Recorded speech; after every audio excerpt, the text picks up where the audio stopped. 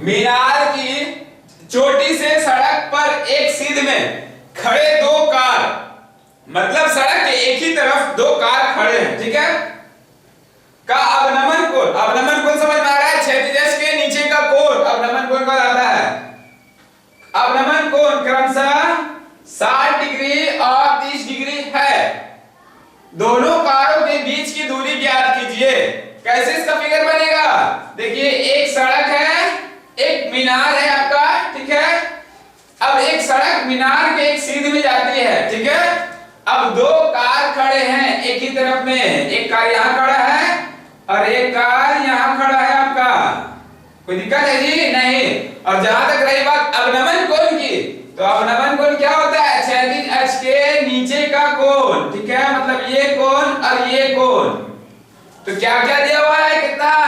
एक 60 डिग्री है और एक 30 डिग्री है, ठीक है। तो एक 60 डिग्री है और एक 30 डिग्री है। तो आप यहां ले लीजिए 30 डिग्री और यहां ले लीजिए 60 डिग्री। कोई दिक्कत है जी? नहीं सर।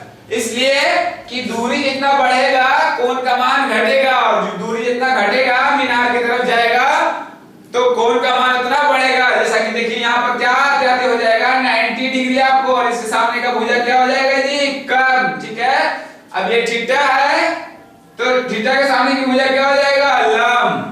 क्योंकि ये कोणी को तो देख के चल रहे हैं, इसी को थीटा मान के चल रहे हैं। कितना है? थीटा एक बार 30 डिग्री दिया हुआ है, एक बार 60 डिग्री दिया हुआ है। अब इसको मान लीजिए आप A, इसको मान लीजिए आप B, इसको मान लीजिए C, इसको मान लीजिए D। अब क्या रहा है? एक कार B के जगह पे खड़ा है और एक कार D के जगह पे खड़ा है। तो हमको बताइए कि इन दोनों कारों के बीच की दूरी क्या है? तो ऐसा करते हैं कि हम क्या करेंगे कि इसको भी निकालेंगे और इसका पूरा निकालेंगे, और पूरा में से ये जब घटा देंगे तो इन दोनों कारों के बीच की दूरी हमको निकल जाएगा। तो इसके लिए समीकरण क्या बनेगा जी? तो BD आप लिख सकते हैं क्या? BD बराबर BC माइनस DC, ठीक है। इस तरह से आप निकाल दीजिएगा। तो इसके लिए क्या करेंगे? एक त्रिभुज से चलेंगे। तो पहले लिखिए त्रिभुज ADC से चलने पर, तो त्रिभुज ADC से चलने पर अब जैसा कि आप देख रहे हैं ये tan थीटा बराबर क्या हो जाएगा जी? लंब बटे आधार, ठीक है। इस तरह से tan 60 डिग्री बराबर लंब बटे आधार। लंब कितना है जी? कुछ नहीं दिया हुआ है। मीनार की ऊंचाई दिया हुआ है जी? हाँ सर, 50 मीटर दिया हुआ है। 50 मीटर इसको लिख लीजिए आप। तो इस तरह से लंब दिया हुआ आपको 50 मीटर, और tan 60 डिग्री का मान क्या हो जाएगा? √3। तो √3 बराबर 50 मीटर बटे आधार क्या है? DC। तो लीजिए DC। अब DC बराबर आप सिद्ध कर सकते हैं। DC बराबर क्या? 50 मीटर बटे √3। कोई दिक्कत है जी? नहीं सर। अब इसको ऐसे ही रहने दीजिए। अब चलिए त्रिभुज ABC से चलने पर, तो लिखिए त्रिभुज ABC से चलने पर। अब जब आप चलते हैं तो क्या लिखिएगा? tan 30 डिग्री इस तरह से बराबर लंब बटे आधार, ठीक है। अब इस तरह से आपका tan 30 डिग्री का मान क्या होगा जी? 1/√3। तो लिख दीजिए आप 1/√3 इज इक्वल टू लंब क्या है? 50 मीटर है सर। तो 50 मीटर लिखिए, और आधार आपका BC, चूंकि आप इस पूरे त्रिभुज से चल रहे हैं इसके लिए BC, ठीक है। अब BC बराबर आप कह सकते हैं क्रॉस मल्टीप्लाई कीजिए तो ऊपर से आ जाएगा। तो क्या हो जाएगा आपका? BC बराबर 50√3 मीटर। कोई दिक्कत है जी? नहीं सर। अब क्या कीजिए आप कि आपने BC भी निकाल दिया और DC भी निकाल दिया।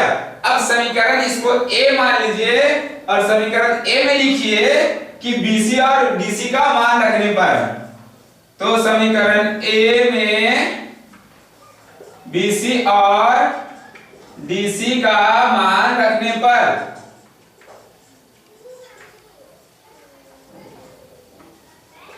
देखिए अब तो आपको समीकरण क्या है? BD बराबर BC माइनस DC।